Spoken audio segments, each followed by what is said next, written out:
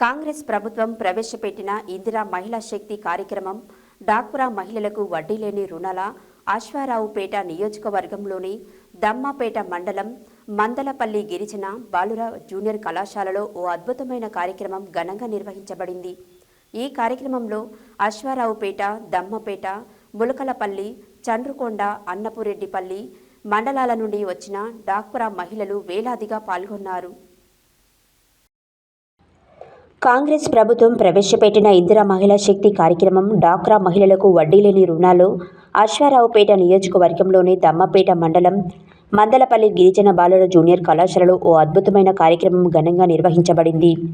ఈ కార్యక్రమంలో అశ్వారావుపేట, దమ్మపేట, ములకలపల్లి, చండ్రుకొండ, అన్నపురెడ్డిపల్లి మండలాల నుండి వచ్చిన డాక్రా మహిళలు వేలాదిగా పాల్గొన్నారు.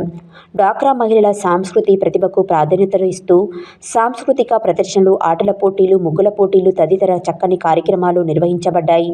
ఈ పోటీలలో విజేతలకు నిలిచిన డాక్రా మహిళలకు బహుమతులు పంపిణీ చేయడం జరిగింది.